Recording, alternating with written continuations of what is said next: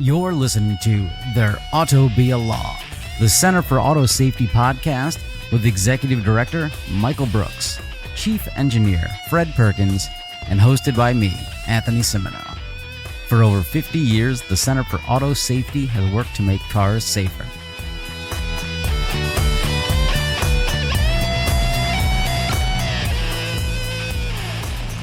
Good morning, everybody. world. Yeah, it doesn't start until you say good morning. Other than that, I don't even know if we have a show.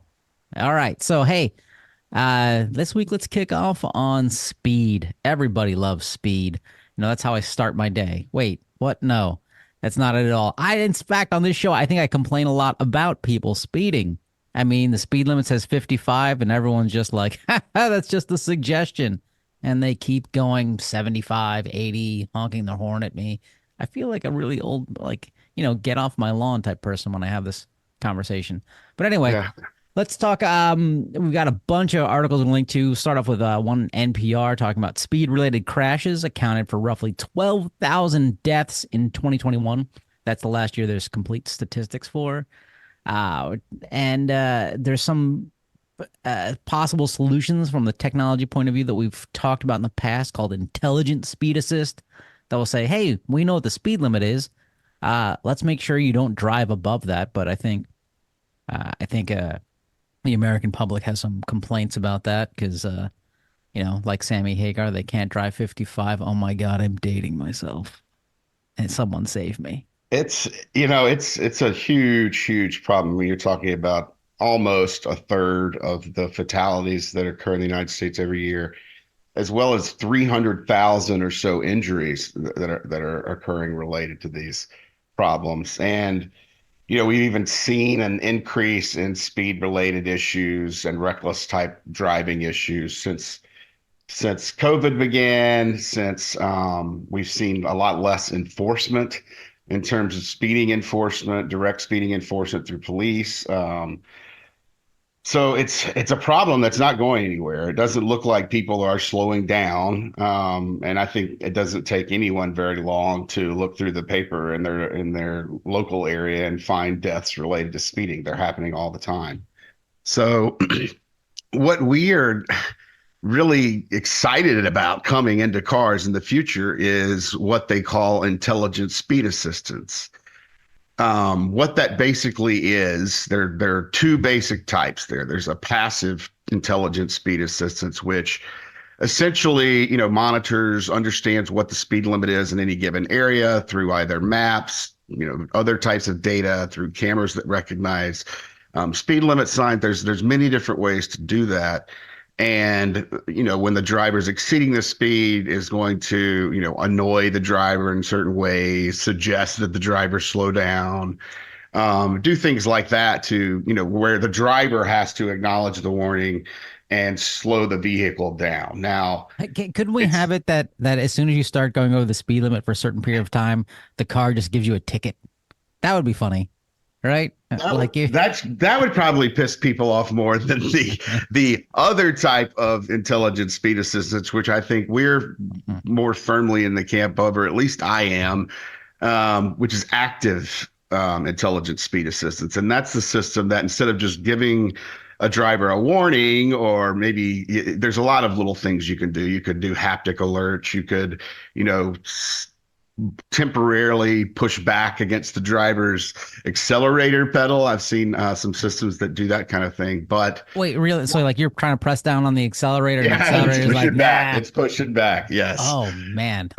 Which is creepy in many ways, but it could save a life. Who knows? But it doesn't. It's not. None of those passive systems are going to obviously save as many people as active intelligent speed assistance. They call it assistance. I would just call it active intelligent speeding prevention. I mean, it essentially would prevent vehicles from exceeding the speed limit, whether that's by, I'm not sure what kind of parameters they put around that. If there's a 3 or 4 mile per hour zone where you can get over the speed limit. Every system is different at this point. There are no regulations in the United States, so it could be anything at this point. But what what you find and what I think they're going to find with the passive speed assistance is that the people who really want to speed, the people who are always really freaking late to everything they do, the people who haven't planned properly, the people who want to drive aggressively and speed are going to do it regardless of the presence of these systems in their vehicles because they're completely optional. You can turn it off. Um, and I don't, while I think there will be some positive effects from passive intelligent speed assistance installed in vehicles, it's not the ultimate life-saving, um, technology that could really, really, really have an impact in this area. And that would be the type that they have installed in New York City and a lot of the public vehicles there, where if you hit the speed limit, you're not getting far above it and you're going to be slowed down and you don't have a choice in the matter as a driver as to whether to exceed the speed limit. Um, Americans don't like this idea. Auto manufacturers don't like this idea, probably more to do with because Americans don't like this idea. They know that if, the first automaker that introduces an active intelligent speed assistance system into its vehicles is going to lose sales because people aren't going to want to buy cars that prevent them from speeding. So Well, the that two questions on that then is, so you're right. Manufacturers won't do this because no one's going to buy the slow car. But what if insurance companies? I mean, they monitor your driving right now. Insurance rates keep raising so much. Why not they just have, some monitoring here? Hey, if you guys are speeding too much, we're going to jack up your rates. Where if you, you're more of a safe driver, or do they already Well, have I mean, that? you have to submit to. That's another thing that I've found that Americans, at least a segment of them, don't particularly like, is their insurance companies monitoring their speed. So it's the folks who are driving safe all the time and who have their little progressive app open in their car aren't the problem really in this area. It's the people who are willfully violating speed limits, know it, and don't care. How much of a Um, discount do insurance companies give you? Do you I have don't any know. idea? I assume it's fairly significant because if they have, a way to track your vehicle and some of your vehicle activities, they know a lot of really important things like what time you're driving, which Right. is, certain crashes. I mean, a lot of crashes are going to happen at night. They basically know your exposure to risk in many ways. They know, how fast you're going, if they're hard braking events, how far you're going, and lots of little data points that their actuaries can use to peg you into a certain place on the chart and figure out what your charge is going to be. So it's that type of thing is growing, and people who are responsible drivers who know it's going to result in a discount are taking advantage of it. People who are not responsible drivers aren't putting that in their cars. And that's really the issue here. I don't think we're going to see a significant reduction through the intelligent speed assistance because the only people who are going to obey the system are the ones who really didn't want to speed in the first place. Um, so while you might see situations where, intelligent speed assistance kicks in and well, a certain percentage of the drivers is going to say, oh, wow, I'm going too fast. Let me slow down. Another very large chunk of drivers who was planning on exceeding that speed in the first place is going to completely ignore it and turn it off. So it's the first iteration of it that's gone out in Europe is the passive version. And I would expect that the first, type that we're going to see in America, if it's mandated at some point, will be the passive version. But my plea, I guess, and the sinner's plea would be to go ahead and think about the active version because that's what's going to get us to where we want to be. You keep seeing all these people scrambling around to the idea of, oh, let's all build robo taxis. Let's hop into robo taxis. Let's let these cars drive us. Well, those robo taxis are all going at the speed limit. They're not exceeding the speed limit. So we see this odd thing in America where some people have no problem jumping into a car with a robot or someone else who's going to go the speed limit, but then at the same time resist the idea of having to stay at the speed limit while they're operating a vehicle. So it's just the odd American freedom thing that comes into a lot of the issues.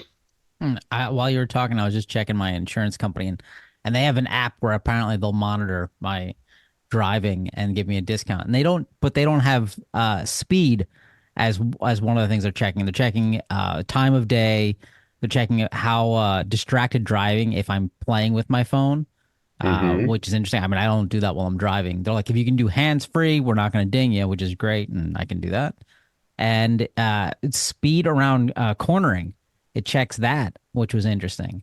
That Is is how you, interesting. yeah, and smoothness of operate, like if you're doing hard braking, Yeah. and frequency of hard braking. So I'm like, what? So I can get this app and I can still speed and drive drunk.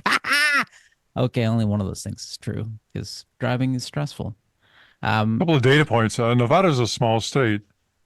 In 2020, the police there issued 5,137 speeding tickets for cars going over 100 miles per hour. Wait, over 100? Over Jeez. 100, 5,137. There was a Tesla in Coral Gables, Florida, that exceeded 90 miles per hour in a 30-mile per hour zone. Two people were killed. In Oh, North Las Vegas, there was a Dodge Challenger, which was clocked at 109 miles per hour, ran a red light, caused six fatalities when it hit Toyota Sienna broadside. In that case, the driver had driver's blood showed cocaine and PCB and had 8 previous convictions for speeding in the previous 5 years. Mm. So it's a huge problem. Um, there was also a statistic that said, and actually that my marker just popped off the page, that reducing speed is about the same magnitude of hazard as alcohol and distracted driving. They're both up in the range of tens of thousands of lives lost per year in the United States. I had this so good. Yeah, alcohol impairment, 12,600 deaths in 2021. Distraction, 12,400 in 2021. wow. Drowsiness, 648, and speeding, 12,330 deaths in 2021, according to NHTSA. So yeah, speeding is a huge problem. My my hope is that even with the intelligent speed assist that does nothing more than warn people that they're driving at excessive speeds, eventually people will get annoyed by it enough, like the seatbelt warning system, so that they'll slow down, or in the same way that we are inclined to buckle our seatbelts. If the chime keeps going off and gets really annoying, hopefully the same thing will hold for the intelligent speed assist. But yeah, there's a lot of mythology, and I think America is um, primed for thrills, and people like to step on the accelerator, and it's like winning the lottery, I guess, except you can do it over and over again. Yeah. It's Plus, you got to it's get those interesting TikTok view psychology. numbers up. So Um, the seatbelt warning chime, that's a federal regulation? yes, Okay. that is. So And that's what we are. That's what we're still trying to get into the back seats okay. for Because vehicles. I think, yeah, with speed assist, that chime warning would have to be a federal regulation because I think as Yeah, Michael pointed out, there's no way people would be like, I want to buy that car.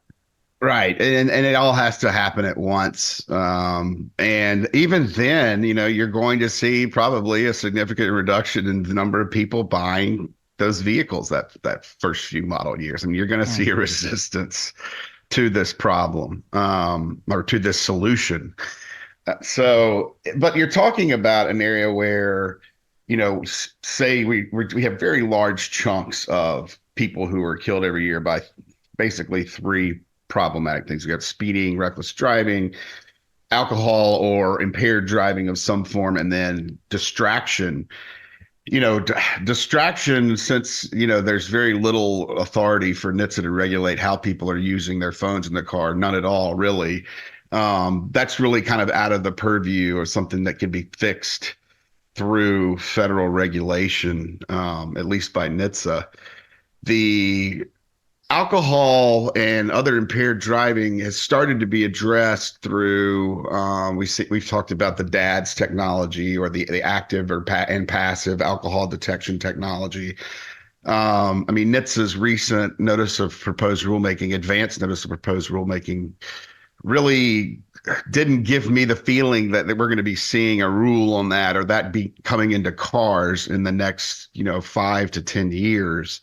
But, when it comes to being able to detect whether or not a vehicle is speeding and slow it down, that's something you could do right now in every car on the road for the most part. I mean, I think the only challenge is here. The challenge isn't restricting how fast a vehicle can go. I mean, I think you could write a little code that could do that pretty simply. Maybe I'm wrong. I don't think it takes really giant new vehicle systems to restrict how fast the car can go.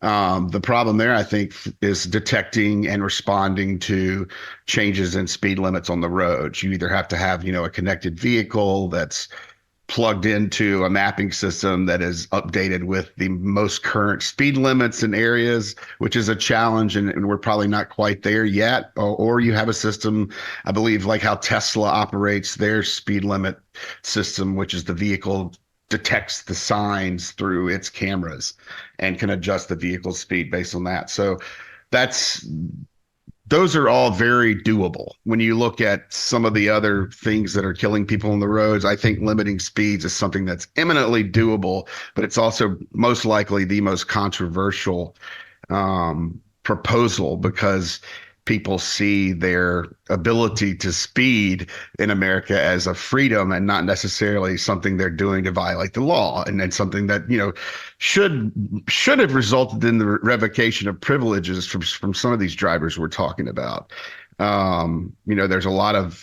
There's a lot of enforcement problems in cities and states where people are racking up massive amounts of speeding and other traffic tickets and are never being pulled into court to answer for them. And so they continue to speed until someone dies. That actually happened last year, I believe, in DC in an event on the Rock Creek Parkway, where you had a vehicle with, I think, $18,000 worth of traffic fines, and the driver was never being punished for that or pulled off the road. So there was when you don't get problem speeders and problem drivers off the road using enforcement, there's not a lot that the rest of us can do to stop them from creating that type of carnage. So hopefully one day this happens. We aren't really, I guess, positive in our outlook on the timing here, simply because there's no zero demand here from consumers for the most part, other than the ones who recognize just how fast people are going on the roads and how dangerous that is. I mean, we'd probably see, I would guess it might be a minority of Americans who would actively support the active intelligent speed assistance, but that's a tough one to get through politically, and I'm not sure, what the outlook is. Well, sure, it's tough to get through, but I think people are largely unaware of what the systems could do. And Anthony, like you mentioned, that list of parameters that the insurance company is interested in monitoring, those would all go into a system that would eventually be able to warn the driver when they're exceeding the safe limits of operation of the vehicle. I think, the larger context of warning people when they're about to lose control of the vehicle due to excessive speed, due to excessive corners, or an upcoming tight corner, I think that would probably reinforce people's idea that this is all a really good idea, because, they'd be able to anticipate much better what the hazards were that were coming up on a road and be able to jab on the brakes a lot less frequently because they'd be able to anticipate these hazardous problems. But the intelligent speed assistance, I think, moves in that direction. And I think I remember there was a lot of resistance to seatbelt warnings at first, but over time, people have gotten used to them and have seen the utility of them. One of the statistics that came up at the SAE conference last week is that 90% of drivers or 90% of occupants in the front seat are now using seatbelts. That's way up from what it was 50 years ago, certainly, probably up from what it was 10 years ago. So people do become used to these things, and even if not perfect, we shouldn't let better be the enemy of good. We should start somewhere and, get these warnings in as quickly as possible. All right, you heard it first, listeners. Slow the hell down, okay? If you slow down, get out of my way, and I can speed past you. No, don't do that. I'm actually curious, listeners. Write in, tell us how often are you speeding? We're not going to report you, but I'm actually curious, and this is something I've asked before, and our friends at the Guardian asked the same thing. If the speed limit is 70, 80 miles per hour, why can I buy a car that goes 140 miles per hour? I don't understand. What's that about? And with that, let's start with the Tao of Fred. You've now entered the Tao of And Fred. good morning again, folks. So it's a good question. My little car has a speedometer that goes up to 150 miles an hour. Seems odd. I guess it's just a sales feature. But The Guardian, which is a British publication, asked their readers to respond to that. And the readers have replied. And so I'm going to reply to the readers. So, for example, one person says, a car that can reach 100 miles per hour is going to perform better at 70 than a car that can only reach 70. Just make sense to you, Anthony? No, I don't. I mean, is there some sort of thermodynamic reason why I need that extra headroom? No, I mean it's just nonsense. The writer, the reader also goes on to say, also an engine that can only achieve 70 miles per hour on the level may struggle on hills. Well, that's a consequence of it's being designed to struggle on hills. I mean, people don't understand. People generally don't understand how hybrid systems work. And what they do is they put a small engine in the car. You may recall that it takes about 20 to 25 horsepower to move your car from your house to the Piggly Wiggly at a reasonable rate of speed, right? But there are hills, there are things that happen. So what the hybrid engine does is it generates, we'll say, 30 horsepower on a continued basis. And that extra horsepower goes to charge a battery, kind of like winding up a spring, but it charges up the battery so that it can be used in those cases where it does have to go up a hill or it does have to maintain speed for a short amount of time. And it runs down the battery, but then the car starts going downhill again to recharge the battery. So in a hybrid car, the battery acts like a reserve spring, just gives you a little bump when you need it. Overall, it reduces the weight of the vehicle quite a lot because if you have a big engine in your car that can drive the car at 100 plus miles per hour, most of the time you're just dragging around a big expensive anchor because you don't need all that extra weight. You don't need all that extra horsepower. It's just idling along. And if your car is designed to run efficiently at 100 miles per hour, it's not going to run efficiently at 70 miles per hour.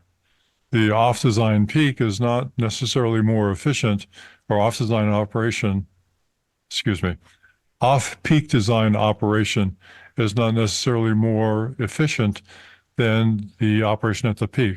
So again, getting back to the hybrids, they design the engine so that it runs very efficiently at a single speed to generate electricity that charges up the battery and then uses the surplus power to actually drive the car.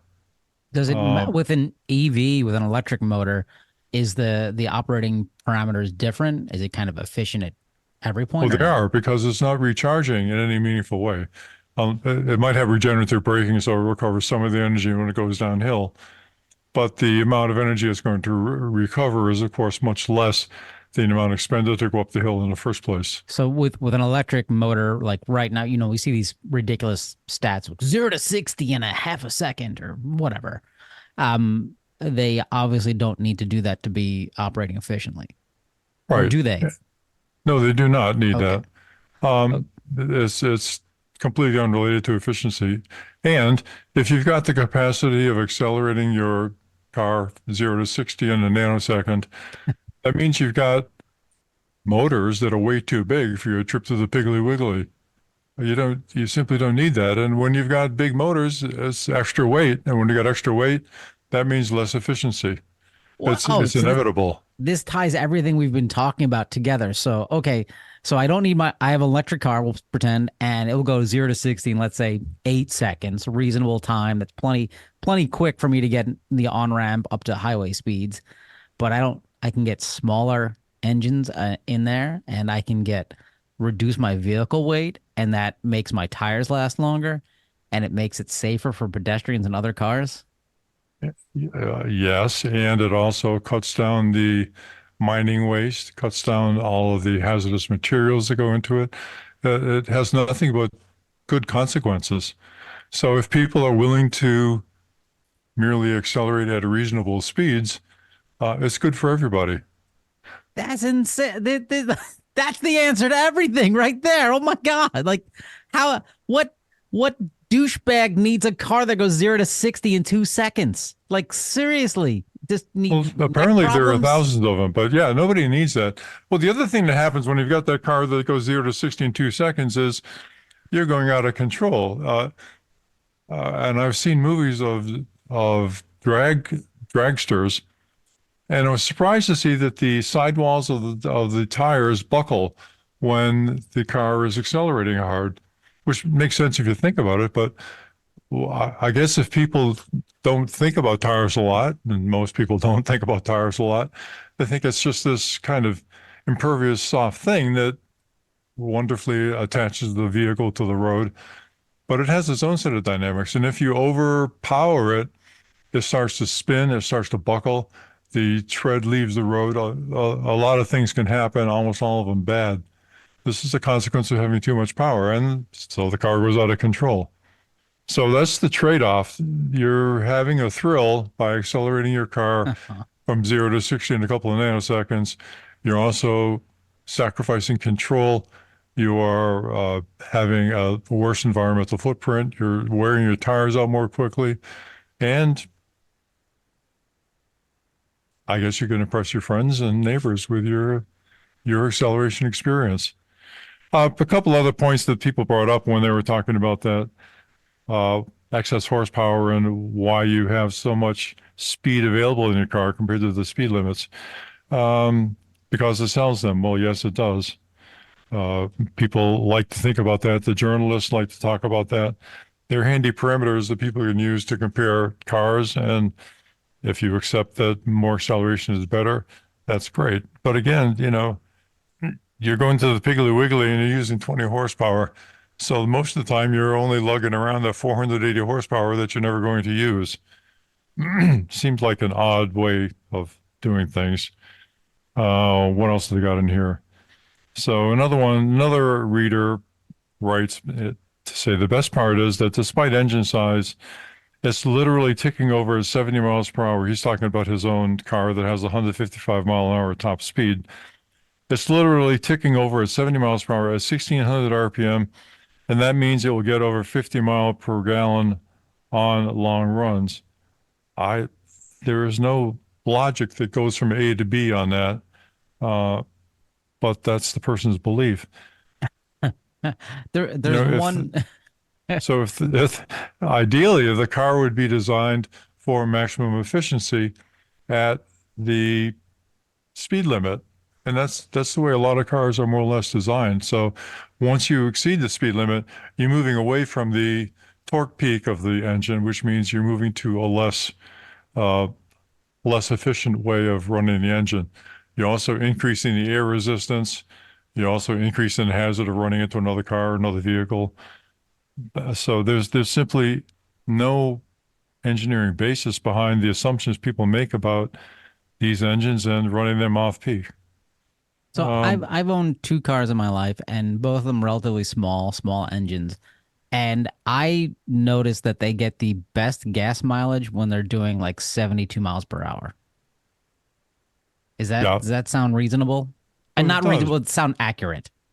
Yeah, because they're designed, what you're saying is giving support to the idea that they're designed to be most efficient at the speed people are likely to drive. Okay. Neither of them could go 130. I mean, you will not get good efficiency at 130, and you don't get good efficiency at 0 miles per hour either, right? Your mileage at 0 miles per hour is zero. So there's somewhere between 0 and 150 where you're going to get the peak efficiency. A reasonable car designer would say, well, let's put that peak efficiency point at the speed people are likely to drive. Now, you've got wind resistance, you've got parasitic losses, you've got friction inside the engine, You've got electric generation, all those kind of parasitic losses. So there's a lot of things going on that reduce the efficiency of the vehicle. But ideally, the car is going to be designed to run very efficiently at the speed you're likely to use. That's a reasonable approach. If your car is designed, if you're in your Testarossa and you're rolling down the street at 120 miles per hour and you're trying to get a ticket in Nevada, you're not concerned about efficiency. I'm not sure what you are concerned about, but that's probably not the way to go if you're going to be a safe driver. Hmm. All right. This is fascinating. There was one in there just related to what I said on the Guardian article. It was, someone said fuel efficiency. If the car is capable of going 240 kph while redlining in fifth, it probably hits 120 kph, revving much lower and burning less fuel. Yes. Well, that's a true statement. But right. Okay. it, of course, depends on the design. But, this actually conflates many different design features, the endurance, the valve timing, spark timing, the lubrication, wind resistance, et cetera. There's an awful lot of parameters that go into the car. Most cars are designed to never have their peak efficiency available because they want to have a flat torque peak range so that, you don't notice that your car jumps away from you suddenly when you go from 30 to 35 miles per hour, right? If you had a racing cam in there, you'd find that it runs very efficiently at a very narrow speed range, like a highway truck, right? The reason they have all those gears is because they're designed to run in a very narrow speed range very efficiently. Because of that, you have to match the speed of the truck to the speed of the engine. And in order to do that, you need to have lots of different gear ratios that you can use. So that's why the truck drivers are always shifting. But that's really annoying for a human being who's driving a car to the Piggly Wiggly. You don't want to have to drive, you don't want to have to shift 27 times. 3 times? Is that where we are? Okay. I don't know. Michael muted himself. I'm sure he had a very good comment in there about that you don't get extra pay for mentioning Piggly Wiggly. Anyway, so it's just a long way of saying that if you have a car engine that's designed to run as efficiently as possible, you will also have a very narrow torque peak, and it really won't be suitable for just normal driving because there's too much human maintenance involved with the speed and the relationship with the car. You're shifting all the time. So the rational design for average human being use of the car as a detuned engine that allows you to operate over a fairly wide range of engine speeds with reasonable efficiency.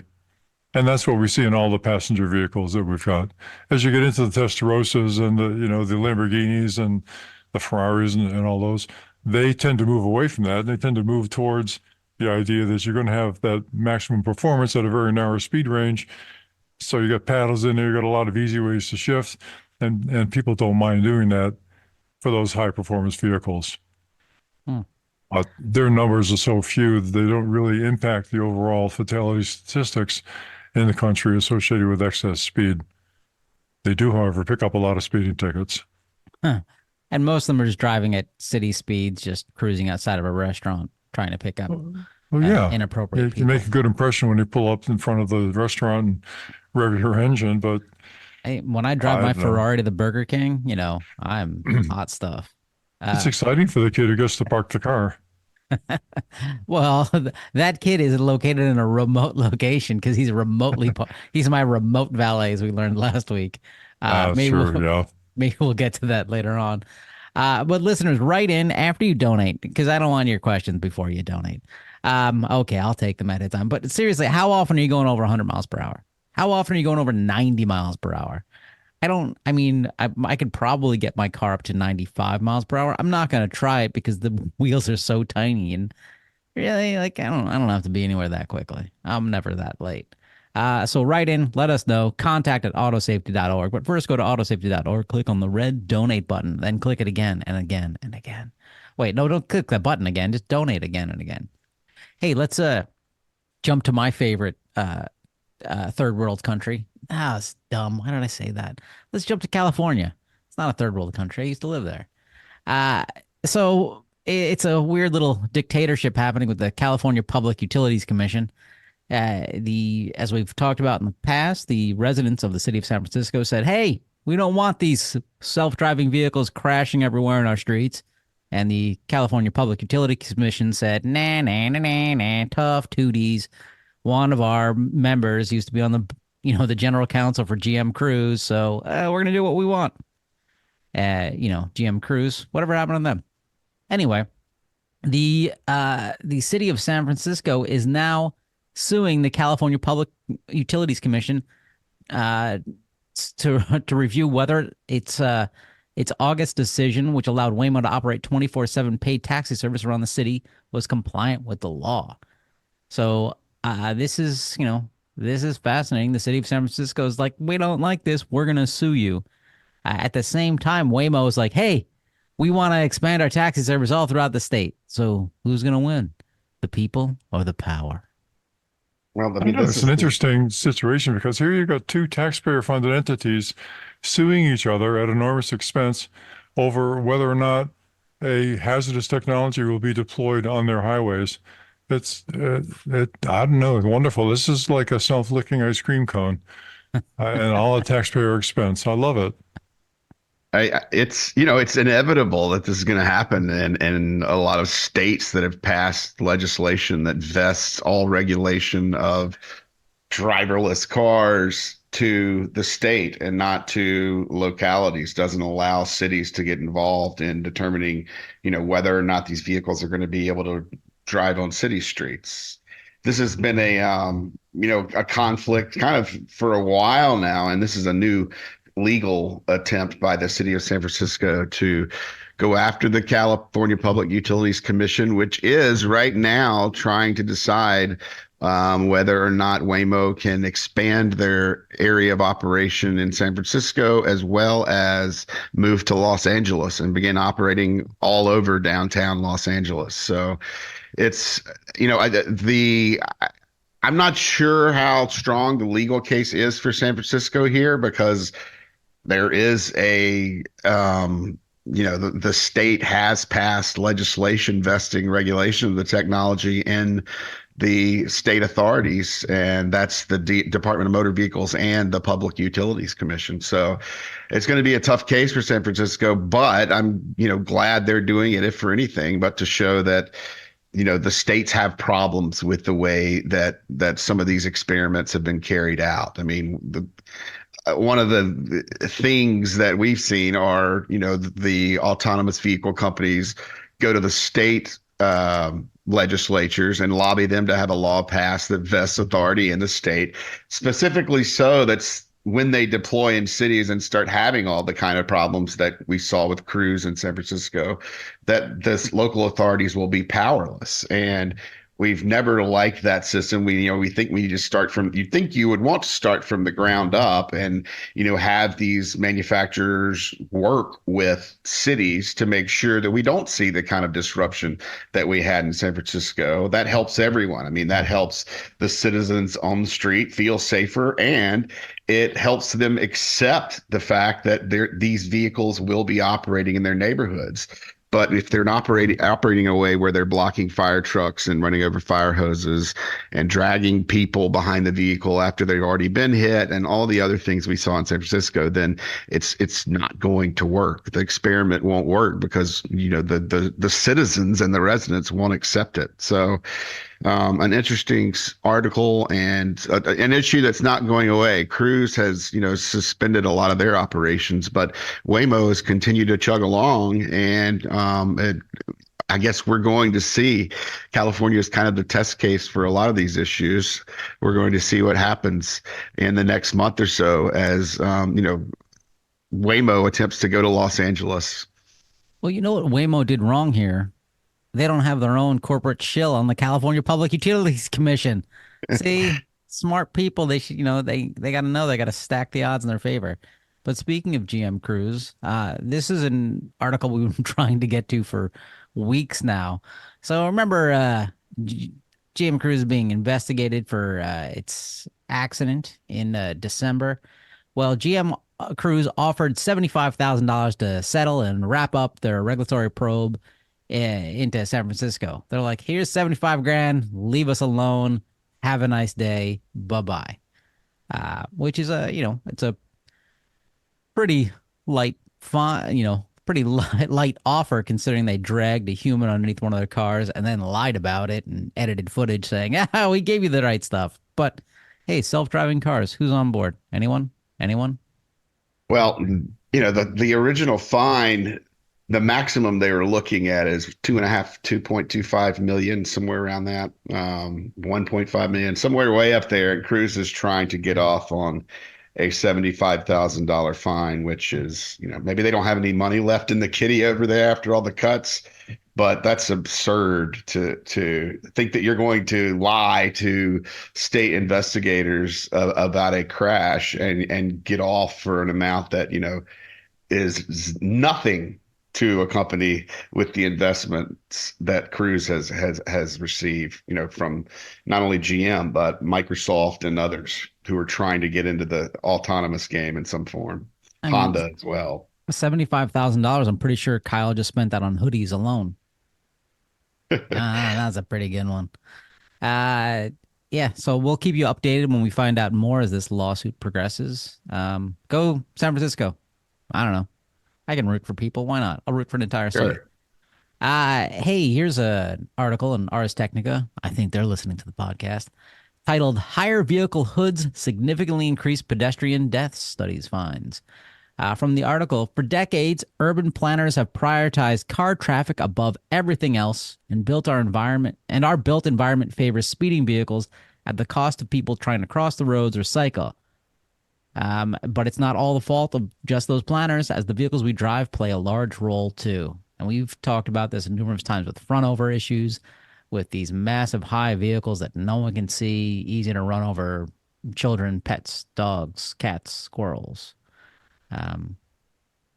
So yeah, pickups and SUVs are more dangerous to pedestrians. There was 1,779 unique. Oh wait, that's not the number I want to quote. No, you want the author, if you look in there's a study that's linked to the article, and I went through as much of it as I could fit time for, but basically it boils down to one sentence, and the sentence is from the author, and it says, "I estimate that if all light trucks, which are SUVs, pickups, were replaced with cars in 2021, 1,179 fewer pedestrians would have died." And that's just pedestrians. And I think that's about 1/5. I think we had around 7,000 pedestrians that were killed that year. So you're talking about, eliminating 1/5 of the deaths simply by changing the height of the vehicle hood and not having these massive hoods and these high hoods we've talked about a lot in past episodes. Yeah, we've mentioned there's no regulations on where bumper height should be and other things like that. We've seen, smaller cars get stuck under bigger cars. Well, the bumper height's not, there's really just part of it. Look at the Cybertruck from our friends at Tesla. They have designed literally a wedge in the front of the car, which is right at the height of a person's pelvis. And, most of these cars, however egregious, have a flat front end. So at least if they do hit a pedestrian, they'll hit the pedestrian all at once. They're incredibly lethal while doing that. But if you have a wedge in there that's going to impact the person in the middle, part of them is going to go up, part of them is going to go down. It's just insanity that there are no design standards related to pedestrian safety associated with vehicles that are freely available on the road now. But yeah, I think once again, it's just a question of thrill-seeking Americans. You get in these cars and you feel like you're a big trucker and you're sitting high above the road and you can't see anything, but that's okay because you've got 500 horsepower and, by God, a 4x4 and you can go through anything. People need to relax. I think maybe it's just too much coffee in our system. Everybody gets pumped up and they really need to just kind of get the serotonin flowing. It's got to be a better way. You've just convinced me. I'm getting rid of my tiny little car and I'm getting a Truckovich. I'm getting some giant thing like Freightliner is going to make an SUV, something. I'm getting on board. Come on. Sounds like a plan. Yeah, I like it.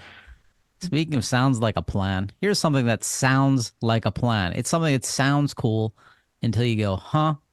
As an article we're linking to from MSN titled German Firm Starts Remote Driving Car Service in Las Vegas.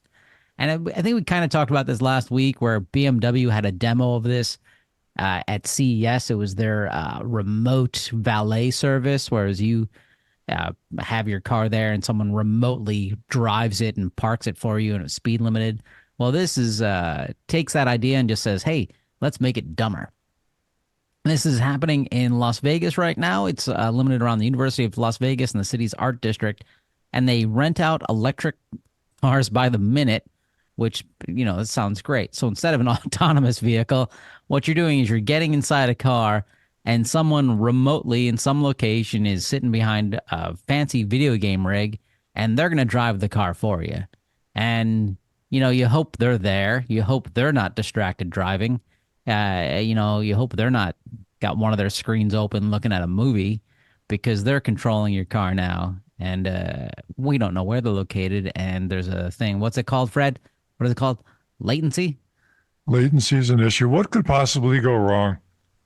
Everything. It's weird. The article doesn't the article doesn't specify just how far away the people who are controlling the vehicle. They say they have a teledrive station, but at least twice the article says that station is located miles away. Not sure how many miles away that is, but just miles away.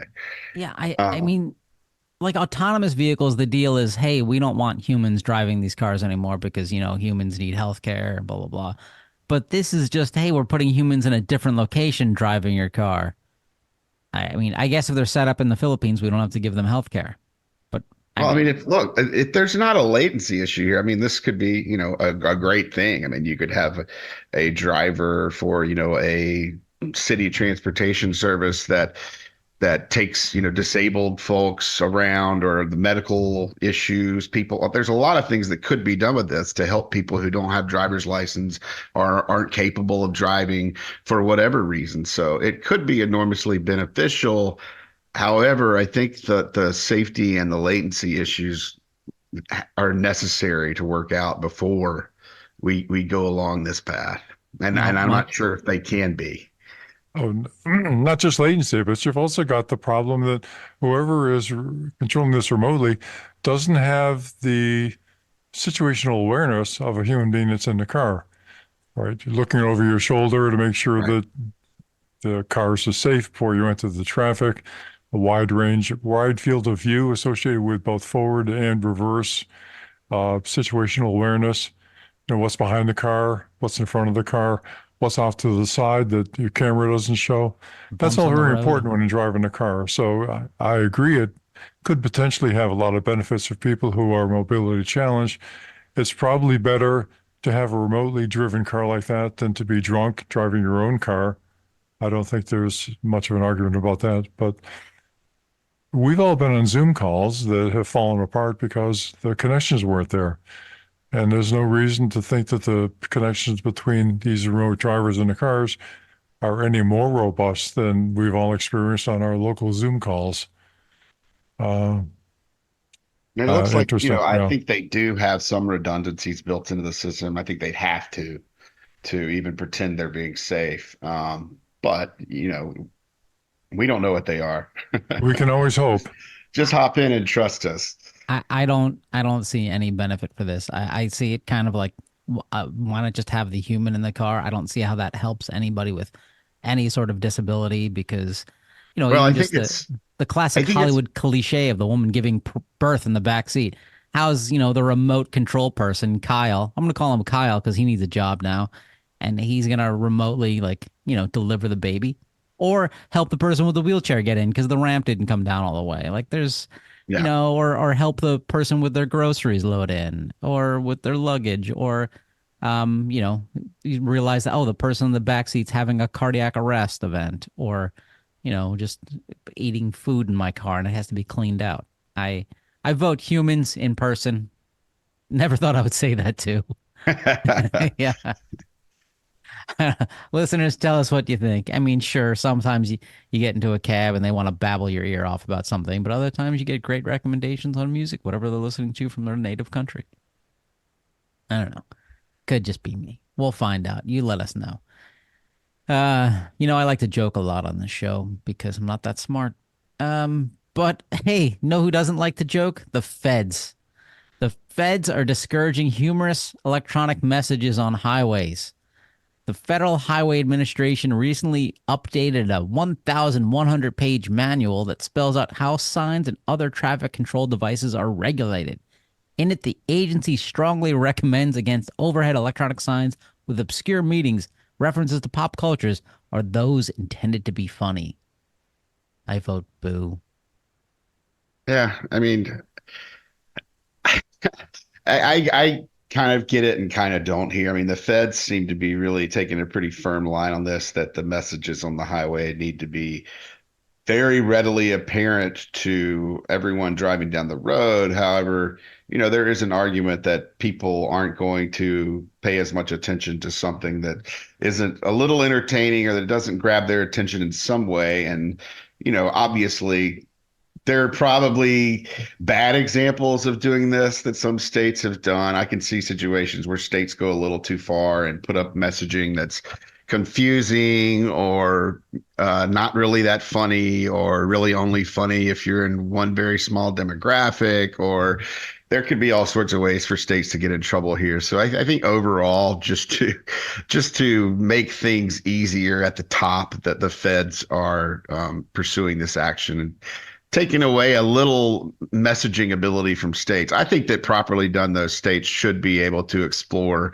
better uses of the content on the signs to attract attention. You have to talk to someone who is 85 and someone who is 13 in different ways these days. There are many different phrases and language variations that have come out, and people of certain ages, not to mention people of different cultures, races, languages, and other things. So there needs to be, I think, a fair amount of flexibility preserved there, so that states can communicate with their citizens and the people who live in their states in the manner in which those citizens are used to communicating. So we're not all the same from New York all the way to California. There are a lot of local variances in people's sense of humor and a lot of other things that need to be accounted for. And I think giving the state some flexibility there is a good thing in the end.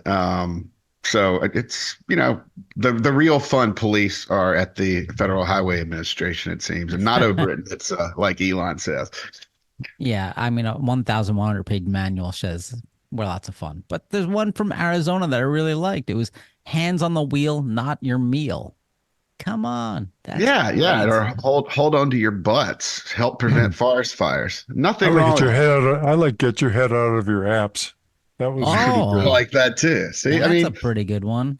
that makes sense, and that gets attention, and that might actually make someone who's doing that think about it a little more than just a sign that says "Do not use your cell phone while driving." You need to be Right. inspired a little.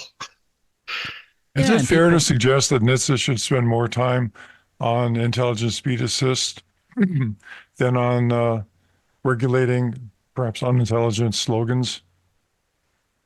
Well, well, this this is the FHA, not NHTSA. So, yeah, this is the but Highway Administration, but yes, everyone should be on intelligent speed assist.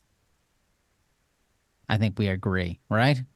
All right. yes, Okay, good. Hey, let's jump to recall roundup. How does that feel Strap in. I'm going to feels be all roundup. good this okay. year. this year? Okay. They've been a little slow coming out this year. We haven't seen a lot of recalls coming out, but this week we had a few. Yeah, We we had one do. this And morning that's big. well, we'll get to that one last because I'm only going to cover three of them. And we've got to start off with, rear camera failure updates. This one's from Jaguar, potentially 58,000 plus vehicles. The 2018 to 2022 Land Rover Range Rover, and the 2018 to 2022 Land Rover Range Rover Sport. Concern has been identified on certain vehicles where the reversing camera will display a poor image or no image at all as a result of water ingress into the camera housing. Hmm. Oh, that's not good. So don't take your Range Rover out in the rain or on the range. Or in the water. I mean, didn't Range Rover build their brand by driving through streams and jungles? That's not consistent with their history, building a camera that can't resist water. Yeah. Well, thankfully, this is an easy one, and it does not like affect your power steering or some other crazy thing that we've seen with with rear view cameras. All right, Kia America, potentially over 100,000 vehicles, 2023 Sportage and Carnivals. There's a Kia Carnival, huh? The roof molding may become loose or detach under certain circumstances. What is a roof molding? I'm assuming it's just kind of it could be a lot of things. I mean, really, if it could be something that is the outside cover on the roof. It could be part of the roof rack. It could be a lot of things. I think even molding is kind of, I guess, a general term used to describe some of the outward facing portions of the vehicle. This one was basically a had retaining clips that didn't work or weren't strong enough. So that could cause a hazard for other vehicles. I think, and some of these, particularly, we're looking at motorcyclists and other. I don't think that it's necessarily a huge threat to other vehicles, but you're talking about a roof molding flying down the road that could hit another car, maybe going through Oh. someone's open window, motorcycle, that type of thing. That's where the problem comes in here. Oh, so this is exterior. I was thinking it was kind of like the lining inside that droops eventually on older cars. No, this is exterior. Oh boy. Okay, get that fixed. And then let's jump to the big recall. Little company called Ford is recalling 1.8 million 2011 to 2019 Ford Explorers. The A-pillar exterior trim may detach from vehicle. And this can cause a road hazard. This is okay. This is kind of like what you're talking about with the just on that Hyundai Kia. Yeah, I mean, this isn't Oh, molding, but this is the trim, so it's out. Basically, this one is the A pillar is the part of the vehicle that's on the right and the left side of your windshield. That is essentially there's about I guess it's about a foot and a half, 2 foot long piece of plastic that is snapped into that area on the Ford Explorers. And there have been, hundreds of complaints of those flying off during operation. Um, they're made out of plastic. They don't, I mean, this is very similar to the Kia recall in that the threat here is to drivers or motorcyclists who might be following the Explorers when this happens.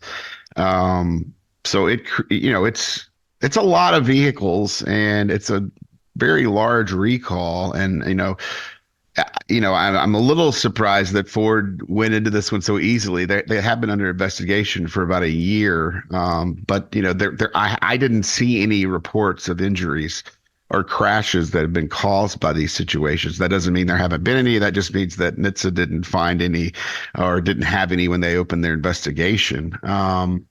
So good for Ford continuing their, you know, leading role in the number of vehicles recalled every year from the past few years. They're already out to an early start in 2024. yeah. Hey, So Michael, there used to be an issue associated with carbon monoxide leaking into Yes. Explorer cabins.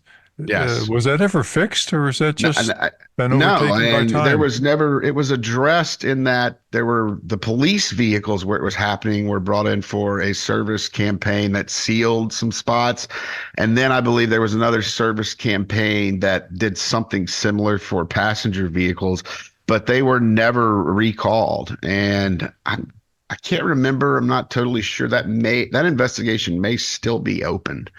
Um, It's and only been NHTSA may five still years, be so I looking guess into it. Yeah. don't want to rush into these things. Well, that it's a lot of that started. There was at least one police officer, I believe, who was almost killed, who Was just driving down the road, and carbon monoxide exposure basically caused them to become unconscious and run off the road. And, we heard from dozens of consumers who are having similar problems. Um, there, there's, it's kind of a different safety issue. It's not crash related or that type of trauma. And so it seems like something that was very difficult for NHTSA to get its head around. It was, it wasn't happening in every Ford Explorer. There's simply a lot of confusion as to why consumers were getting the symptoms they were. It was hard to trace it to a carbon monoxide level because most people don't have the type of carbon monoxide detectors necessary to actively monitor the levels in their vehicles. So there was I still think there should have been a recall there that would have alerted everyone and filled the gaps or whatever was causing the problem. There was also some evidence that it might be connected to the HVAC system in some way. But I don't believe to date we've seen a conclusion about that from NHTSA. Thanks. Well, hey, listeners, thank you so much for everybody who submits complaints about your vehicle to us. We have up on our website the 2023 most complained about cars. And so we use all this information to help figure out what's going on in the world. This is very helpful, so continue submitting those complaints. Ford's on there a bunch of times. And with that, we want to thank you for listening. Tell all your friends. Give us 5 stars in every possible ratings. Share with everybody. Like, subscribe, all that kind of stuff. And thanks for your time. Thank you. Thanks, everyone. And goodbye. Bye. For more information, visit www.autosafety.org.